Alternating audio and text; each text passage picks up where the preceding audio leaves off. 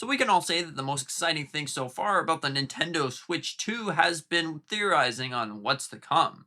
But we might finally have an explanation to the madness on what's going on with the Nintendo Direct, what's going on with the games not being the same as they were on the Switch 1, and what's going on with this 3D Mario and everything associated to that. So what's going on, everyone? How's your day going? Let's get straight into the video.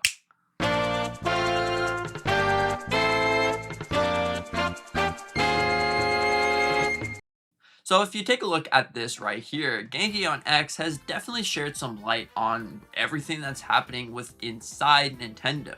So the reason why we're not getting a general direct yet, and they're re-releasing third parties and other directs for indies, is because they might not actually have games right now.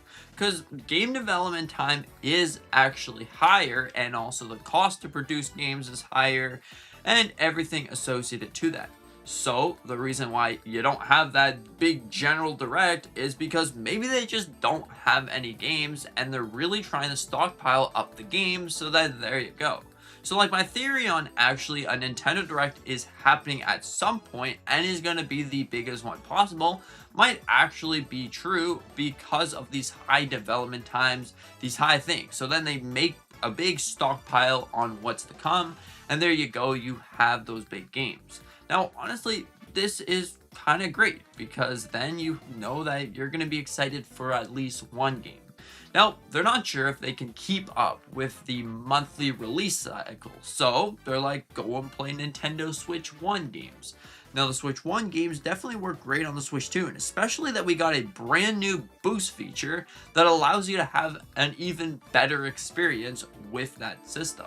So overall, I think that this is definitely something. It might suck that now the games take, 10 years to develop, but at least the game is coming out looking shiny, clean, and beautiful. But it really comes to question that, is it really worth waiting 10 years for a brand new 3D Mario? Is it worth waiting, 10 years for a brand new Mario Kart? Because you can all see how that happened. They were making the Mario Kart game in what I believe it was early 2020 or something like that. And it took so long for the development cycle that you would come into question, how in the world did this game take this long? There's not that much content in it because there's only 31 tracks, and it's really something that you look at. But this is why you see so many Nintendo Switch 2 editions, because they can take the original Switch 1 game and then they can put it into question. They can say, okay, let's change this, let's add this, and there you go, you got yourself a Switch 2 edition, and then that would be essentially the game for that month. Now honestly, I don't know how I really feel about this. On one hand, it's understandable that the games take longer to make. On the other hand, do we really need to have the games that take that long? Can't we just go back to like a 3DS era where you had a game that took like 4 years to make, which wasn't egregious, but really fun game? So, I don't know. I think that on one hand, this is a good thing. On the other hand, this is a bad thing because you're not getting all those games. Now, this puts in the question, is 3D Mario actually coming this year?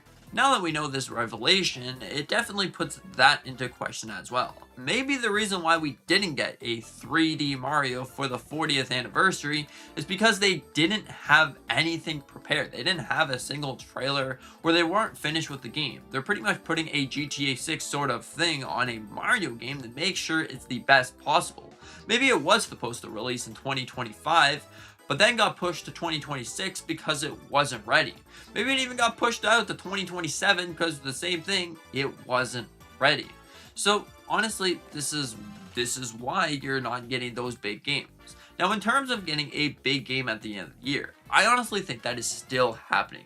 Due to the high development cycles, sure, they could push out a game to that time.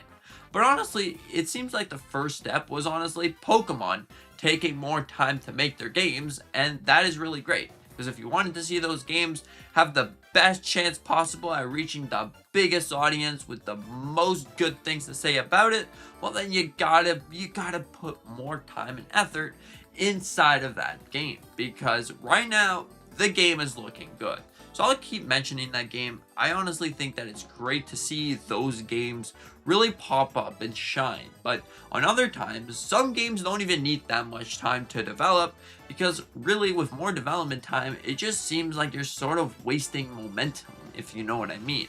Or that just could be me, because of course, I'm not a game developer. I mean, I created a couple little indie games, but besides that, it definitely does take a long time to make. So overall, I find this really interesting. It really opens my eyes into why the Nintendo Direct isn't here yet, why we're not getting announcements at our old regular pace, why ever since the Nintendo Switch 2, it seems like Nintendo has been just pushing either their old games, because if you look at the Mario Wonder trailer, you can see like there was about 15 minutes of full gameplay for that game, which is like, why? We already know it's a Nintendo Switch 2 edition. So with Nintendo Switch 2 editions, you just take pretty much the old code and you just add stuff, and there you go. It's not just like building a whole code from the ground up and you got a big game. It's just like, all right, you got the original game, add stuff, make it look better. There you go. That could be maybe like a 6 months development cycle, because it's like not a big game that they have to remake everything, and there you go. So yeah, that's pretty much why Nintendo is completely different. Switch 2 editions are going to be here to stay, so we're going to keep getting some. Some of them I really did enjoy. I honestly did enjoy the Kirby and the Forgotten Land Star-Crossed Worlds. I believe that that one was honestly great, and that's also why you can see some more re-releases, because of course, again, the games take long to make, so when they do a port, when they do a re-release, well, you best believe that that's probably to fill in that gap. So, for example, maybe we are going to be getting Twilight Princess for The Legend of Zelda in an earlier month, and then later on we can get something bigger at the end of the year. Could be 3D Mario, could be The Legend of Zelda. Yesterday I made a whole video on everything we could see for the Legend of Zelda series. It's up there if you want to take a look at that. But overall, it's definitely something that I found to be really interesting. I really wanted to know what's going on, and I can't wait to see what's going to be happening with the Switch 2. Because I don't know if it's just me. Do you consider the Switch 2 as the best possible version of itself? Because maybe for Takawa, it's more like the businessman. Try to reuse every single thing possible. Don't focus on new games. Who knows? Could be that. It could be something else. Overall, what are your thoughts on this? Thank you so much for watching. I hope that you enjoyed. Consider hit the like button, maybe subscribing if you're new.